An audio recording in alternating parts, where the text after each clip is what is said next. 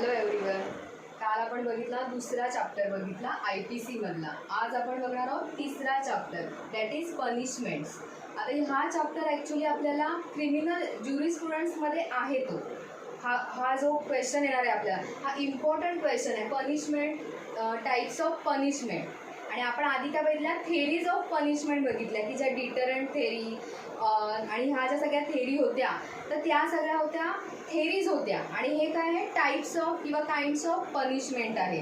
आणि हा criminal liability जो आपला चॅप्टर होता, तर त्यामध्ये हा क्वेश्चन येतो. पण IPC मध्ये सुद्धा आहे हा प्रश्न, कारण सेक्शन पनिशमेंट कोणत्या सेक्शनला सांगितलं आहे, तर सेक्शन 53 to 75 मध्ये IPC सेक्शन 53 to 75 मध्ये पनिशमेंट सांगितलेले आहेत. त्यामुळे मी त्या क्रिमिनल ज्युरिस्प्रुडन्समध्ये हा टॉपिक न घेता हा थोडा रिझर्व ठेवून आपण IPC मध्ये हा टॉपिक बघणार आहोत. तर खूप वास्ट आहे हा क्वेश्चन, अगदी विचारलाच जातो. टाईप्स ऑफ पनिशमेंट, मला वाटतं PPT किंवा ट्युटोरियलला सुद्धा मी हा क्वेश्चन दिलेला आहे. म्हणजे एकदम इम्पॉर्टंट क्वेश्चन आहे, त्यामुळे ह्याला स्टार मार्क करून ठेवा. अगदीच नाही विचारला तरी कॅपिटल पनिशमेंटवर शॉर्ट नोट ही येतेच. त्यामुळे हा किंवा ह्यातल्या एखाद्या कोणत्या तरी टाईपवर शॉर्ट नोट येऊ शकते. आणि तुम्ही जर बघितलं तर ह्या प्रत्येक ह्याला कोणत्या तरी थेरीचा इफेक्ट आहे, प्रत्येक थेरीचा इफेक्ट आहे. किंवा ह्या ज्या पनिशमेंट घेतल्या तर त्या थेरीमधून त्या पनिशमेंट घेतल्या, म्हणून आपण आधी थेरी बघितली. मग तुमच्या शिकवताना एक एक गोष्ट लक्षात येईल की आता पहिला टाईप आहे कॅपिटल पनिशमेंट, ही कुठच्या थेरीने घेतली असेल, फाईन कोणत्या थेरीने घेतली. मग हे सगळं तुम्हाला त्यावेळी लक्षात शिकवताना लक्षात येणार आहे. तर पहिला जो टॉपिक आहे तो म्हणजे, तर त्याचा पहिला प्रकार आहे तो म्हणजे कॅपिटल पनिशमेंट. आता कॅपिटल पनिशमेंट म्हणजे काय की जास्तीत जास्तची जी शिक्षा आपल्याला कोणती आहे तर ती कॅपिटल पनिशमेंट. आता आपल्याला कॅपिटल पनिशमेंटमध्ये तुम्ही जर सेक्शन बघितला 53 जो सेक्शन आहे, तर तो जो तुम्ही बघितला तर त्याच्यामध्ये काही डिलीट केले, काही पॉईंट हे डिलीट केलेले आहेत. तर का, आता त्यातल्या काही कॅपिटल पनिशमेंट्स आहेत. म्हणजे बेसिकली 53 सेक्शन काय सांगतो, the punishment which is offenders are liable under the provision of this code. First आहे डेथ, सेकंड आहे imprisonment for life, fourthly imprisonment which is to description, that is rigorous and simple imprisonment. आणि fifthly forfeiture of property आणि sixthly fine. अशा ह्या 6 एकूण पद्धती आहेत. त्यातलं जे थर्डली आहे, म्हणजे तुम्ही जर सेक्शन वाचले तर त्यात काय दिलं आहे, फर्स्ट, सेकंड, फोर्थ, फिफ्थ आणि सिक्स्थ. मग थर्ड दिलेला नाही आहे सेक्शन 53 मध्ये, थर्डली दिलेली नाही. मग थर्डली कोणती होती, तर थर्डली होती काळ्या पाण्याची शिक्षा होती. ओके, काळ्या पाण्याची जी शिक्षा होती ती ह्यातनं आता डिलीट केलेली आहे. कारण आता काळ्या पाण्याची जे कॅपिटल पनिशमेंटमध्ये ही शिक्षा मोडत होती, पहिल्यांदा काळ्या पाण्याची शिक्षा असायची, पण आता ती त्यातनं वगळण्यात आलेली आहे. म्हणजे अमेंडमेंट झालेली आहे IPC मध्ये, आणि त्यातून काळ्या पाण्याची शिक्षा वगळून आता कोणती ठेवलेली आहे, तर डेथ पेनल्टी फक्त आपल्याकडे ठेवलेली आहे. आणि डेथ पेनल्टीमध्ये सुद्धा कोणत्या प्रकारे डेथ होते, तर फक्त हँगिंग म्हणजे फाशीची शिक्षेनेच फक्त डेथ पेनल्टी दिली जाते. त्यामुळे आपल्याकडे एक आता कॅपिटल पनिशमेंट, टोटल मी एक्सप्लेन करते की capital punishment that is death penalty. Second आहे imprisonment for life, imprisonment for life. त्यानंतर थर्ड म्हणजे आपण ज्याला जन्मठेप म्हणतो ते. थर्ड आहे imprisonment, 2 types of imprisonment, that is first is rigorous imprisonment आणि rigorous imprisonment with solitary confinement. त्यानंतर त्यातला सेकंड आहे सिम्पल इम्प्रिझनमेंट. आता रिगरस इम्प्रिझनमेंट म्हणजे काय, rigorous imprisonment with hard labour and with solitary confinement. आणि सिम्पल इम्प्रिझनमेंट त्यातला fourth आहे फोरफिचर ऑफ प्रॉपर्टी आणि फिफ्थ आहे फाईन. तर ह्या 5 प्रकारचे आपले आत्ता सध्या म्हणजे सेक्शन 53 ते 75, म्हणजे तुम्ही आता सेक्शन वाचला की तुम्हाला हे लक्षात येईल. मी टोटली ॲज अ क्वेश्चन म्हणून मी पूर्ण एक्सप्लेन करत आहे. तर त्यातलं पहिलं जे आहे capital punishment that is death penalty. त्या डेथ पेनल्टीमध्ये म्हणजे काय, फक्त हँगिंग हे एवढंच आता आपल्याला अस्तित्वात आहे. तर कॅपिटल पनिशमेंटवर बरंचसं आर्ग्युमेंट झालेलं, म्हणजे जे क्रिमिनॉलॉजिस्ट होते किंवा सोशिओलॉजिस्ट होते त्यांचं डेथ पेनल्टीवर बरंचसं आर्ग्युमेंट आहे. तर मी हे कॅपिटल पनिशमेंट डिटेलिंगमध्ये ह्यासाठी सांगते की कॅपिटल पनिशमेंट शॉर्ट नोट येते किंवा लॉंग क्वेश्चन सुद्धा कधी कॅपिटल पनिशमेंटमध्ये येतो. तर कॅपिटल पनिशमेंटमध्ये तर त्याच्यात 2 थेअरीचा इफेक्ट आहे. एक तर प्रिव्हेंटिव्ह थेअरी आणि फर्स्ट कोणती आपली होती, डिटेरंट थेअरी. तर ह्या दोन्ही थेअरीचा इफेक्ट असल्यामुळे ह्याच्यावर बरंचसं आर्ग्युमेंट झालं होतं की ज्यांनी क्रिमिनॉलॉजिस्ट आहेत किंवा म्हणजे कायदे जे बनवतात किंवा अशी जी लोक आहेत सोशलिस्ट, तर त्यांनी ह्याच्यावर आर्ग्युमेंट केलं होतं की काहींनी ही थेअरी अमान्य केली होती. कोणती, डेथ पेनल्टी. तर काहींनी ही थेअरी मान्य केली होती. आता अमान्य कोण करणार, जे डिटरंट थेअरीच्या अगेन्स्ट होते किंवा ह्या थेअरीला डिटरंट इफेक्ट आहे. म्हणजे काय डिटरंट इफेक्ट म्हणजे कोणतं, आपण थेअरी म्हटलं की जी कडक शिक्षा आपण मराठीमध्ये म्हटलं की त्याच्यामध्ये ते कडेलोट करणं, म्हणजे काय थोडक्यात डेथ पेनल्टी ना, किंवा उकळत्या तेलात टाकणं, डेथ पेनल्टी आली ही.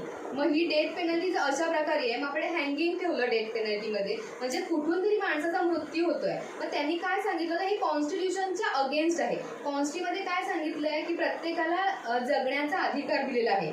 लाईफचा आपल्याला आहे ना अधिकार, लाईफ अँड लिबर्टी. तर त्याच्यामध्ये काय आहे, प्रत्येकाला जगण्याचा अधिकार आहे. आपल्याला जर एखादा आजार झाला आणि आपण जर आम्हाला स्वखुशीने मृत्यू हव्यासाठी अर्ज केला तर आपल्याला परमिशन मिळते का, आपल्या इंडियामध्ये आहे का, तर नाही आहे. मग तुम्ही ह्या गोष्टीला जर परमिशन देत नाही, मग तुम्ही डेथ पेनल्टीला परमिशन कशी काय दिली, असं काही क्रिमिनॉलॉजिस्टने त्याच्यावर पॉईंट मांडला. पण ते काय झालं, त्यांचं मान्य केलं गेलं नाही आणि ही थेअरी मान्य केली गेली. आता ही थेअरी मान्य कोणी केली की प्रिव्हेंटिव्ह थेअरी. आपली सेकंड थेअरी कोणती होती, प्रिव्हेंटिव्ह थेअरी. म्हणजे प्रिव्हेंटिव्ह थेअरीचा इफेक्ट तिथे कसा आहे, तर प्रिव्हेंटिव्ह थेअरीमध्ये काय सांगितलंय, जर कुठेतरी प्रिव्हेंट झाला तर पुढचा गुन्हा होणं थांबणार आहे. जसं की आपण कसाबला डेथ पेनल्टी दिली. तर कसाबला डेथ पेनल्टी दिली म्हणजे काय, तर तो बाहेरून आला होता आणि त्याच्यामुळे बरेचसे डेथ झाले होते. जर त्याला इम्प्रिझनमेंट फॉर लाईफ केलं किंवा त्याला नुसतं रिगरस इम्प्रिझनमेंट काही वर्षाची शिक्षा देऊन त्याला जर सोडलं तर परत हा प्रकारचा गुन्हा तो करू शकतो.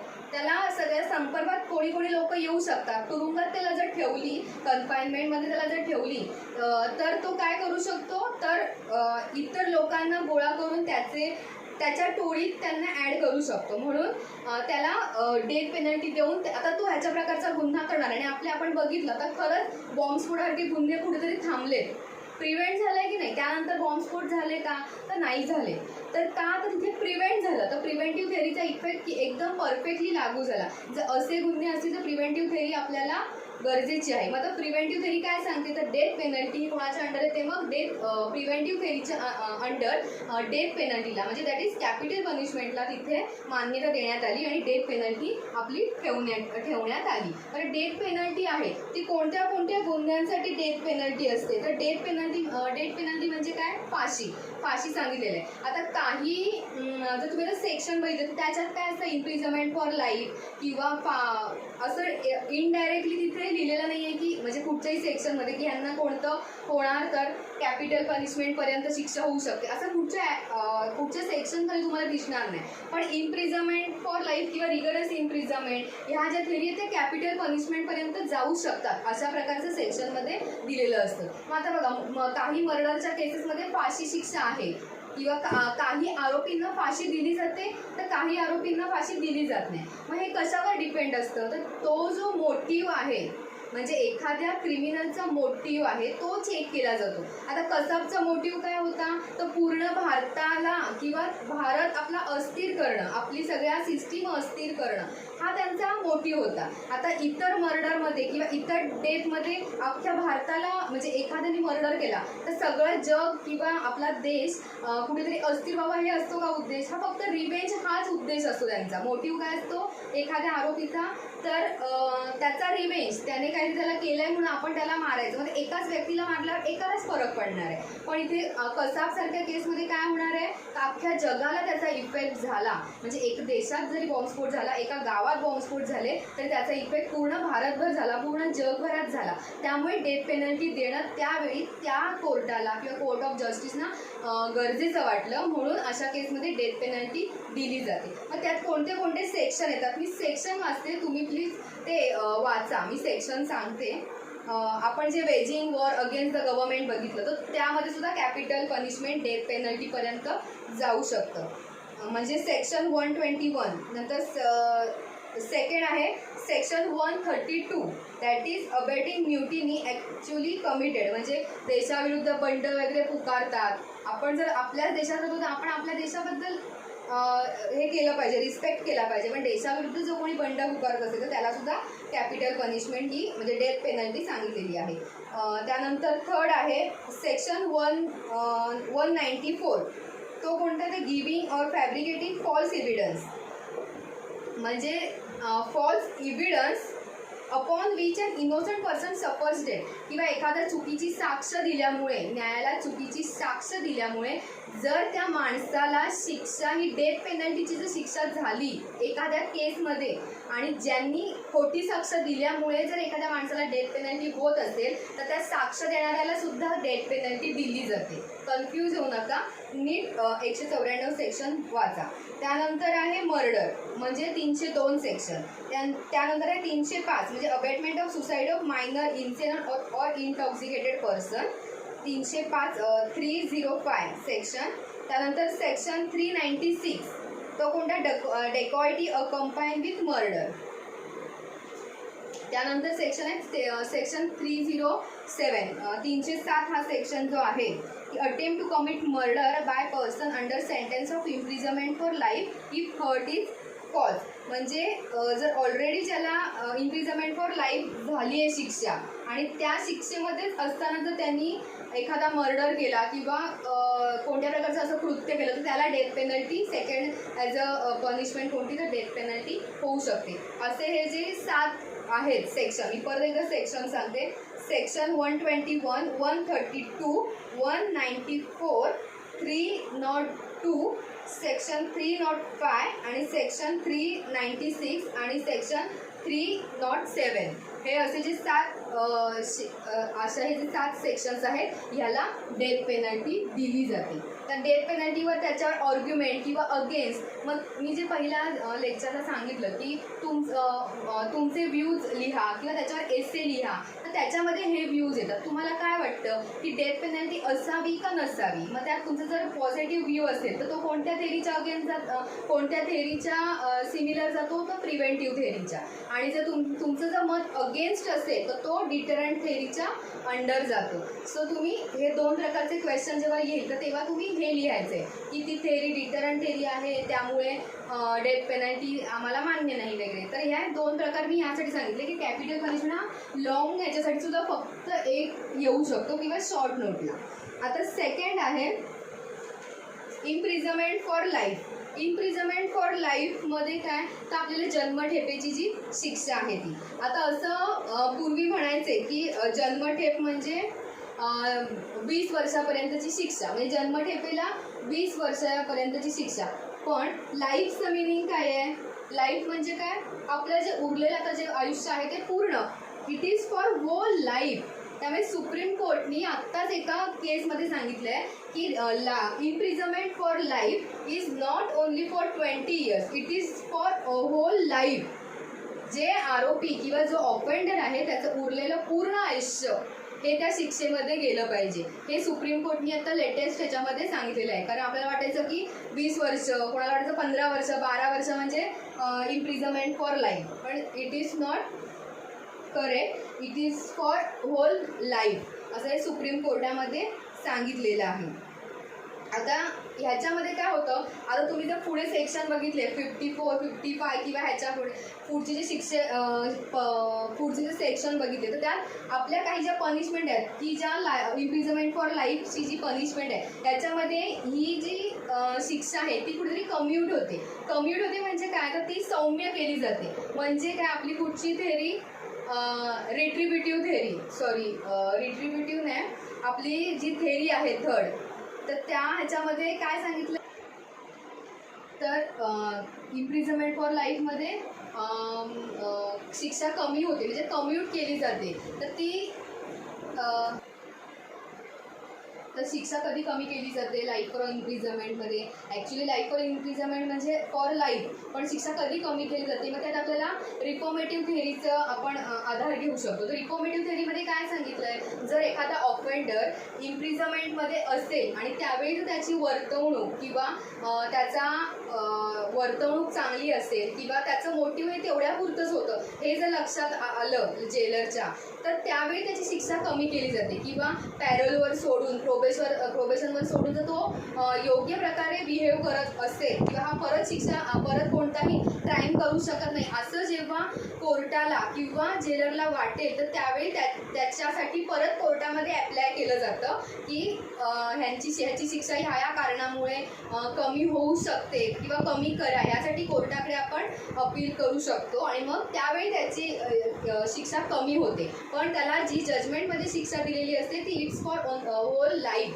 सो त्यामुळे कम्यूट होते. तुम्ही जर परत सेक्शन वाचले पुढचे तर तुमच्या लक्षात येईल की लाईफ इम्प्रिझनमेंट कशी कम्यूट होते. तर अशा प्रकारे ती कम्यूट केली जाते. आता थर्ड आहे इम्प्रिझनमेंट.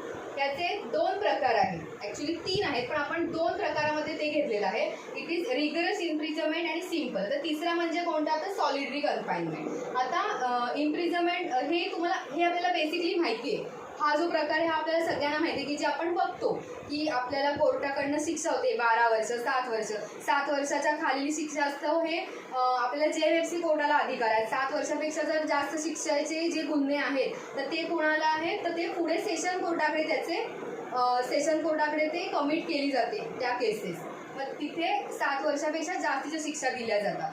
तर रिगरस इम्प्रिझनमेंटमध्ये कोणत्या हे येतं, रिगरसमध्ये म्हणजे काय, रिगरस इम्प्रिझनमेंट ह्याच्यामध्ये हार्ड लेबर करून घेतलं जातं. म्हणजे जसं की दगड फोडणे किंवा लाकडं तोडायला लावणे, अशा प्रकारची ज्या शिक्षेमध्ये म्हणजे कोर्ट जजमेंट देताना सांगतं की ही त्याची जी इम्प्रिझनमेंट आहे त्यातली ही रिगरस इम्प्रिझनमेंट देतात. म्हणजे काय, तर हार्ड लेबर. पण एक केस लॉ आहे त्यात काय सांगितलं आहे की it is hard labour but not harsh labour. म्हणजे हार्शफुली जे काही असेल किंवा जे आपल्या शरीराला त्रासदायक आहे किंवा अशा प्रकारचं नाही, पण त्यांच्याकडनं हार्ड लेबर करून घ्यायचं पण नॉट हार्श लेबर. तर हे रिगरसमध्ये सांगितलेलं आहे. रिगरस इम्प्रिझनमेंट म्हणजे काय, की जिथे लाकूड तोडणे, दगड फोडणे अशी जी प्रकारची जी कामं करून घेतली जातात वेगवेगळ्या प्रकारची, ती जी कठीण कामं आहेत ती कामं त्या ऑफेंडरकडनं किंवा ते जे कोणी ॲक्युज आहेत त्यांच्याकडनं अशा प्रकारची कामं करून घेतली जातात. हे रिगरसमध्ये येतं. आता जी रिगरस इम्प्रिझनमेंट दिलेली असते त्याला सॉलिडरी कन्फाइनमेंट सुद्धा असते. आता सॉलिडरी कन्फाइनमेंटवर सुद्धा शॉर्ट नोट आहे. ह्याच्यावर सॉलिडरी कन्फाइनमेंट म्हणजे काय, तर एकांत कारावास. मराठीमध्ये एकांत कारावासमध्ये काय, तर त्या माणसाला एका रूममध्ये एकट्यालाच ठेवलं जातं की जिथे मे बी काळोख वगैरे असतो. असं एकांतवासामध्ये आपण एकटे राहू शकतो का एकांतवासात, किंवा आपण एकटेच की जिथे काहीच नाही आहे, कुठच्याही सोयी सुविधा नाही. त्या जेलमध्ये पूर्ण एकत्र पूर्ण काळोखीच असतं जेल, फक्त पुढचं उघडं असतं. पण ह्याच्यामध्ये त्या पूर्ण बंदीवासामध्ये एकट्यालाच ठेवलं जातं तिथे. का, तर ह्याच्यामध्ये कोणत्या थेअरीचं इफेक्ट आहे, तर ह्यामध्ये असं सांगितलेलं आहे की जर एखाद्या माणसाला एकट्याला ठेवलं तर तो कंटाळतो, त्याला स्वतःवर तो अभ्यास करायला लागतो, की स्वतःचे विचार करायला लागतो की मी हे केलं हे कसं चुकीचं आहे. जर आपण सगळ्यांच्यात असलो की आपलं दुःख आपण विसरतो, हो की नाही. मग आपल्याला एखादं दुःख झालं की आपण काय करतो, सगळ्यांच्यात वावरतो. मग सगळ्यांचे व्ह्यूज किंवा काय असेल तर आपण आपलं दुःख विसरून जातो. पण आपण एकटे असलो की आपण आपल्यावरच विचार करतो की मी हे केलं ते चुकीचं केलं, हे असं नको होतं करायला, हे का केलं मी, हे विचार करतो. मग त्याचा हेतू हाच आहे सॉलिडरी कन्फाइनमेंटचा, की जर त्या ऑफेंडरला एकट्याला एकांतवासामध्ये ठेवलं तर त्याला ते रिअलायझेशन होईल की मी केलं कृत्य कसं चुकीचं आहे, त्याला पश्चाताप होऊ शकतो. ह्यासाठी म्हणजे डिटरंटचा इफेक्ट इथे येतो की डिटरंटमध्ये काय सांगितले की पश्चाताप होण्यासारखी त्याला शिक्षा द्यायच्या, तर तो इथे इफेक्ट येतो. तर त्याच सॉलिडरी कन्फाइनमेंटमध्ये तर त्याला ते पश्चाताप व्हावा ह्यासाठी सॉलिडरी कन्फाइनमेंट असते. तर सॉलिडरी कन्फाइनमेंटचे काही रूल्स आहेत, तर ते सेक्शन 72 पासून सांगितलेले आहेत की त्यात काय सांगितलं आहे की एक तर सॉलिटरी कन्फाइनमेंट ही 3 महिन्यांची असावी, फक्त 3 महिनेच असेल. 3 महिन्याच्या वर त्या माणसाला एकांतवासात ठेवता कामा नये. तर ते 3 महिन्याची म्हणजे काय, तर ती असंही त्या 3 महिन्यात पण डिवाइड केले की 3 म्हणजे सलग 3 महिने पण नसावी, पण टोटल जी काही सॉलिटरी कन्फाइनमेंट असेल तर ती 3 महिन्यांमध्ये असावी. आता त्यात काय आहे की ज्या शिक्षा 6 महिन्यापेक्षा कमी आहेत किंवा कमी राहिलेले आहेत तर त्यांना एक अमुक प्रकारची शिक्षा, 6 महिने ते 1 वर्ष यांना 1 महिन्याची शिक्षा, 6 महिन्यापर्यंत आहे त्यांना 6 महिन्यांपर्यंत आहे तर त्याच्या सेक्शन 73 जो सांगितलेला आहे तर 73 मध्ये काय सांगितलेलं आहे तर जी काही आपल्या सॉलिटरी कन्फाइनमेंट ही जर म्हणजे आपली जे इम्प्रिझनमेंट आहे ती 6 महिन्यांपेक्षा कमी असेल तर त्याच्यामध्ये 1 महिन्याचा कालावधी तुम्ही सॉलिटरी कन्फाइनमेंटमध्ये राहू शकतो. त्यानंतर 6 महिने ते 1 वर्षापर्यंतची शिक्षा राहिली असेल तर त्याच्यामध्ये 2 महिने सॉलिटरी कन्फाइनमेंटमध्ये ठेवू शकतो. आणि 1 वर्षापेक्षा अधिक नसेल पण 6 महिन्यांपेक्षा जास्त असेल तर त्याच्यामध्ये 2 महिने आणि 1 वर्षापेक्षा जास्त असेल तर त्याच्यामध्ये 3 महिने इतका काळ तुम्ही सॉलिटरी कन्फाइनमेंटमध्ये ऑफेंडरला ठेवू शकता. तर त्यातसुद्धा सलग 3 महिने नाही ठेवायचे. तर ते ह्या प्रकारे की 6 महिन्यांपर्यंत एवढं किंवा आता जे मी सांगितलं त्याप्रमाणे आपण ठेवू शकतो. आणि किंवा सलग एका ह्याच्यामध्ये म्हणजे सलग त्याला ठेवायचं तर त्यात 14 दिवसांपेक्षा कमी ह्याच्यामध्ये 14 दिवसांपर्यंत तुम्ही सलग ठेवू शकता. हे असं सॉलिटरी कन्फाइनमेंटमध्ये सांगितले. म्हणजे सेक्शन 73 आणि सेक्शन 74 हा आहे हे लिमिटेशन, सॉलिटरी कन्फाइनमेंटचं लिमिटेशन आणि सॉलिटरी कन्फाइनमेंट असं 2 73 आणि 75 मध्ये सांगितलेलं आहे. तर ते तुम्ही बेअर ॲक्ट समोर तुमच्या असेल तर ते तुमच्या लक्षात येईल की काय लिमिटेशन आहे. फक्त हे लक्षात ठेवायचे की 6 महिन्यांपेक्षा कमी असेल तर 1 महिना, 6 महिने ते 1 वर्षापर्यंतच असेल तर 2 महिने आणि 1 वर्षापेक्षा जास्त असेल तर 3 महिने आणि 3 महिन्यापर्यंत फक्त 3 महिन्यापर्यंत सॉलिटरी कन्फाइनमेंट असते आणि सलग 14 दिवस असं हे सॉलिटरी कन्फाइनमेंटचं नोट्स आहे तर ती शॉर्ट नोटला येऊ शकतं. आता सेकंड पार्ट आहे त्यातला सिम्पल इम्प्रिझनमेंट. सिम्पल इम्प्रिझनमेंट म्हणजे कोणती तर आपल्याला बघा कधी कधी जामीन होत नाही मग त्याला जेलमध्ये ठेवतात किंवा काही पनिशमेंट अशा आहेत की लगेच तिथल्या तिथे जर पनिशमेंट कबूल केली तर 4 दिवसाची 5 दिवसाची सुद्धा शिक्षा होते. म्हणजे 7 वर्षाच्या खालच्या शिक्षा आहेत त्या सिम्पलमध्ये येतात. तर सिम्पलमध्ये तर त्या येतातच, शिवाय सिम्पल इम्प्रिझनमेंट जास्ती काळाची सुद्धा असते. लेटेस्ट तुम्ही जजमेंट बघितलं होते ते 14 वर्षापर्यंत वगैरे सिम्पल इम्प्रिझनमेंटला सांगितलेलं आहे की ती 14 वर्षांपर्यंत आहे. पण सिम्पलमध्ये काय सांगितलं आहे तर सिम्पल इम्प्रिझनमेंटमध्ये कोणतंही तुमच्याकडनं रिगरस असं काम करून घेतलं जात नाही. म्हणजे तिथे हार्ड लेबर नसतं, त्याला कोणतंही त्याने फक्त इम्प्रिझनमेंटमध्ये राहायचं म्हणजे कन्फाइनमेंटमध्ये त्याने फक्त राहायचं. म्हणजे क्रिमिनल्स जे आहेत ते फक्त सिम्पली ते तिथे फक्त जेलमध्ये असू शकतात. तर ते रिगरस असं कोणतंही काम त्याच्यामध्ये केलं जात नाही. आता सिम्पल इम्प्रिझनमेंटमध्ये कोणतं तर सेक्शन 397 मध्ये जे सांगितलेलं आहे की जी 7 वर्षापेक्षा कमी आहे तर त्याच्यामध्येच त्यांनी एक्सप्लेन केलं की ती सिम्पल इम्प्रिझनमेंट आहे, त्यात कोणतंही रिगरस असं काम करून घेतलं जात नाही. मग त्यात ज्या छोट्या छोट्या केसेस आहेत की ज्या आपल्या JMFCला केसेस आहेत की ज्या छोट्या छोट्या आहेत की सेक्शन 143 आहे, सेक्शन 309 आहे, 510 सेक्शन आहे. तर हे जे सेक्शन आहेत किंवा असे भरपूर सेक्शन आहेत की जे जास्तीत जास्त सेक्शन आपले तुम्ही बघितले पनिशमेंटचे तर ते सिम्पल इम्प्रिझनमेंटचेच आहेत. किंवा ज्या काही गंभीर प्रकारचे गुन्हे आहेत ते फक्त रिगरस आणि लाईफ इम्प्रिझनमेंट डेथमध्ये येतात, पण जास्तीत जास्त शिक्षा या सिम्पल इम्प्रिझनमेंटमध्येच आहे. आता जी पुढची जी आहे ती म्हणजे फोरफिचर ऑफ प्रॉपर्टी. आता फोरफिचर ऑफ प्रॉपर्टी म्हणजे काय तर आपण जे सिव्हिल दावे बघितले तर त्याच्यामध्ये आहे की तुमची ती प्रॉपर्टीवर जप्ती येऊ शकते. जसं की आपल्या क्रिमिनलमध्ये चेक बाउन्सची केस आहे त्याच्यामध्ये जर चेक बाउन्सच्या केसमध्ये तर फाईनला ती लागू होते, त्याला फाईन लागू होतो. पण बँकेच्या केस तुम्ही जर बघितल्या की ज्या क्रिमिनलशी रिलेटेड आहेत किंवा सिव्हिलमध्ये सुद्धा रिलेटेड आहेत तर त्याच्यामध्ये काय होतं तर आपल्या प्रॉपर्टीवर, आपल्या मालकीची जी प्रॉपर्टी आहे, जर तुम्ही बँकेत एक ठराविक अमाऊंट भरली नाही किंवा त्या कर्जाची अमाऊंट भरली नाही तर बँक आपल्या प्रॉपर्टीवर जप्ती आणते.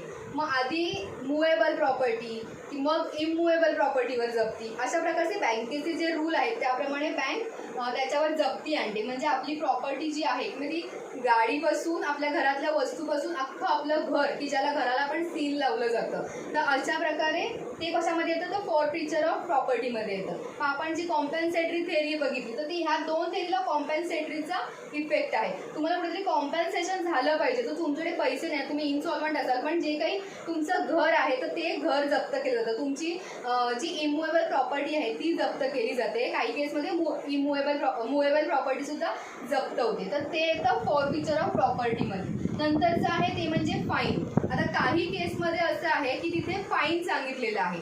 आता मी आत्ता जे एक्झाम्पल दिलं की चेक बाउन्सच्या केस आहेत किंवा बँकेशी रिलेटेड असंख्य केसेस आहेत की त्यांना फाईन आहे. किंवा काही आपले वाहनांच्या ज्या आपण मोटार व्हेकल ॲक्टनुसार जर बघितलं तर त्याच्यामध्ये सुद्धा बऱ्याचशा केसमध्ये फाईन घेतला जातो. तो फाईन किती घेतो, किंवा आपण सिम्पल इम्प्रिझनमेंट, रिगरस इम्प्रिझनमेंटमध्ये सुद्धा काय असतं, सिम्पल इम्प्रिझनमेंट विथ फाईन और सिम्पल इम्प्रिझनमेंट और फाईन और बोथ, अशा प्रकारचं ते दिलेलं असतं. तर त्यामध्ये सुद्धा म्हणजे जरी तुम्हाला ह्या दोन प्रकारच्या इम्प्रिझनमेंट झाल्या तरी सुद्धा तुम्हाला फाईन लागू शकतो. किंवा एक तर तुम्ही काय वर्षभर जेलमध्ये बसा किंवा 10,000चा फाईन भरा, अशा प्रकारची ही शिक्षा दिलेली आहे. त्यानंतर काही आपल्या मोटर व्हेकल ॲक्सिडेंट केसेस वगैरे ज्या आहेत की ज्या किरकोळ आहेत ॲक्सिडेंट केसेस, की ज्याच्यात कोणत्याही विक्टिमची डेथ झालेली नाही आहे, एकदम किरकोळ केसेस, जस्ट क्रॅश केलं किंवा जस्ट गाडी घासली असेल, अशा ज्या छोट्या छोट्या जे गुन्हे आहेत व्हेकलचे, तर त्याच्यामध्ये फाईन लागतो. मग कोर्ट विचारतं तुम्हाला मान्य आहे का, तर त्यावेळी त्यांना चार्ज न लागता मान्य आहे हे म्हणजे आपल्याला जो लावलेला चार्ज मान्य आहे त्याला लगेच इम्प्रिझनमेंटमध्ये न टाकता त्याला की 4-5 हजार असं 5,000 4,000 त्या ॲक्युजची परिस्थिती आणि केलेला गुन्हा याच्यावर तो फाईन ठरतो आणि त्यानुसार लगेचच त्याला फाईन भरावा लागतो. पण त्या शिक्षेमध्ये काय असतं, फाईन हा त्याच दिवशी भरायचा, ज्या दिवशी जजमेंट दिली जाते त्याच दिवशी फाईन भरायचा आणि त्या दिवशीच तुम्हाला त्याच वेळी त्याच दिवशी जर फाईन देणं पॉसिबल नसेल तर तुम्हाला इम्प्रिझनमेंट, सिम्पल इम्प्रिझनमेंट होऊ शकते. मग ती काही किरकोळ दिवसांची असते किंवा काही महिन्यांची असते. पण जर तुम्ही फाईन दिला नाही तर तुम्हाला इम्प्रिझनमेंटमध्ये बसावं लागतं. काही काय आपले वॉरंट असतात, ते वॉरंट कॅन्सल करताना सुद्धा जर तुम्ही वॉरंट कॅन्सल करू शकत नसाल, म्हणजे काय, जर तुम्ही फाईन भरू शकत नसाल वॉरंट कॅन्सल करताना तर तुम्हाला इम्प्रिझनमेंट त्यावेळी सुद्धा होऊ शकते. पण ती 1 दिवसाचीच असते किंवा कोर्ट संपेपर्यंतच असते, अशा प्रकारची असते. पण या अशा प्रकारचं फाईन होऊ शकतं. तर फॉरफिचर ऑफ प्रॉपर्टी आणि फाईनमधला डिफरन्स काय आहे, तर ह्यात आपली प्रॉपर्टी फॉरफिचर केली जाते, म्हणजे सील करू शकतो किंवा बँक असते ती जप्ती आणते आपल्या पूर्ण प्रॉपर्टीवर. तर दॅट इज फॉरफिचर. म्हणजे कंपनी ॲक्टमध्ये सुद्धा फॉरफिचर ऑफ प्रॉपर्टीला खूप व्हॅल्यू आहे, कारण त्या केसमध्ये सुद्धा बऱ्याच प्रकारची जप्ती आणली जाते आणि आपलं जे नुकसान झालं हे त्या प्रकारे आपण भरून काढू शकतो. आणि फाईन म्हणजे काय, की जे पैशाच्या स्वरूपात आपण जे काही भरतो फाईन, ते फाईनमध्ये येतं. असे हे 5 प्रकार आहेत, म्हणजे टोटल 6 सॉलिटरी कन्फाइनमेंट धरून हे 6 प्रकार आहेत. तर परत एकदा बघूया की सेक्शन 53 to 75 काय सांगतोय, तर ह्या 5 प्रकारच्या पनिशमेंट सांगतोय. कॅपिटल पनिशमेंट, याच्यावर शॉर्ट नोट येऊ शकते. कॅपिटल पनिशमेंटमध्ये आता आपल्याकडे फक्त एकच प्रकार राहिला आहे, तो म्हणजे डेथ पेनल्टी. आणि डेथ पेनल्टीमध्ये सुद्धा काय आहे, तर हँगिंग, फाशी देऊनच डेथ पेनल्टी. अजून अन्य प्रकारची कोणतीही डेथ पेनल्टी नाही आहे, फक्त हँगिंग हीच डेथ पेनल्टीमध्ये येतं. सेकंड आहे imprisonment for life. Imprisonment for life म्हणजे काय, तर पूर्ण लाईफसाठी. It is for whole life, not the 20 years or 15 years. It is for whole life. पण जर त्याला रिफॉर्मेटिव्ह थेअरीचा इफेक्ट आला, म्हणजेच काय, तर जो ऑफेंडर आहे तो जर त्याची वागणूक आणि त्याचं जे काही बिहेवियर आहे तिकडचं ते बघून जर त्याला कोर्टाने जर त्याला सोडण्यात यावं, त्याची किंवा ही झाली इतकी शिक्षाच त्याला बास आहे हे सांगितलं आणि त्यासाठी आपण अपील करून त्यांनी सांगितलं तरच त्याची शिक्षा कमी होते. अदरवाईज त्याला लाईफ म्हणजे लाईफपर्यंत शिक्षा असते. आता इम्प्रिझनमेंटमध्ये 2 प्रकार आहेत, एक रिगरस आणि सिम्पल. रिगरसमध्ये म्हणजे काय, तर ते दगड फोडून घेतात, लाकडं फोडली जातात, किंवा आपले जे डोंगर आहेत ते फोडायला सांगतात. अशा प्रकारची जी काही हार्ड लेबर करून घेतलं जातं तर दॅट इज रिगरस इम्प्रिझनमेंट. पण लक्षात ठेवा, it is a hard labour, not a harsh labour. तर तेच हे आहे. तर rigorous imprisonment with solitary confinement सुद्धा असतं. सॉलिटरी कन्फाइनमेंट म्हणजे काय, तर आपल्याला एकांतवासामध्ये त्या आरोपीला ठेवलं जातं, कारण त्याला पश्चाताप व्हावा, त्याने केलेल्या कृत्याचे त्याला रिअलायझेशन व्हावं, ह्यासाठी त्याला सॉलिटरी कन्फाइनमेंटमध्ये ठेवलं जातं. तर त्याचे मी तुम्हाला काय लिमिटेशन काय आहे 74 मध्ये आणि 73, 74 मध्ये त्याचे लिमिटेशन सांगितलेले आहेत की 3 महिन्यापर्यंत सॉलिटरी कन्फाइनमेंट असते. मग त्याचे कसे टप्पे केले तर ते त्याच्यामध्ये दिलेलं आहे. सिम्पल इम्प्रिझनमेंटमध्ये म्हणजे सिम्पल जेल होते, ह्याच्यामध्ये कोणतंही तुमच्याकडनं लेबर काम करून घेतलं जात नाही. It is not a labours work, it is only the jail. Fourth आहे forfeiture of property. Forfeiture of property म्हणजे काय की जी आपल्या जागेवर म्हणजे जी काही आपली इमुवेबल किंवा मुवेबल प्रॉपर्टी आहे त्याच्यावर जर जप्ती आणली जाते, हे काय आहे फॉरफिचर ऑफ प्रॉपर्टी. आपली जी मल्ल्याची केस आहे किंवा नीरव मोदीची केस आहे, जे एक एक प्रॉपर्टीवर आता स्टील आणत जात आहे, म्हणजे काय तर ते फॉरफिचर ऑफ प्रॉपर्टी. आणि फाईनमध्ये म्हणजे काय तर आपलं कॉम्पेन्सेटरी थेअरी, ह्या दोघांना कॉम्पेन्सेटरीचा इफेक्ट आहे. तर ह्यात काय फाईन काय होतो तर जर एखाद्याला फाईन दिलं जातो म्हणजे imprisonment with fine, imprisonment or fine किंवा इम्प्रिझनमेंट अँड फाईन बोथ, हे असं 3 प्रकार त्याच्यामध्ये येतात. मग नुसता फाईन सुद्धा होतो, नुसती इम्प्रिझनमेंट, नुसता फाईन किंवा इम्प्रिझनमेंट अँड फाईन किंवा ऑर हे म्हणजे एक तर कोर्ट तुम्हाला ऑप्शन देतं, तुम्ही एक तर 5,000 रुपये भरा, जर 5,000 रुपये तुम्ही आत्ताच्या आत्ता भरू शकत नसाल तर तुम्हाला 5 दिवसाची जेल. अशा प्रकारचे हे एक्झाम्पल आहे, असंच नियम नाही आहे पण हे एक्झाम्पल आहे की तुम्ही आत्ताच्या आत्ता एवढं फाईन भरा, जर फाईन भरणं शक्य नसेल तर तुम्हाला जेलमध्ये राहावं लागेल, असा कोर्ट समोर ऑप्शन ठेवतो. हे असे जे ह्याचे प्रकार आहेत ते 5 प्रकार आहेत. हे आपला आज पनिशमेंट्स हा चॅप्टर इथे क्लोज होतो. थँक्यू.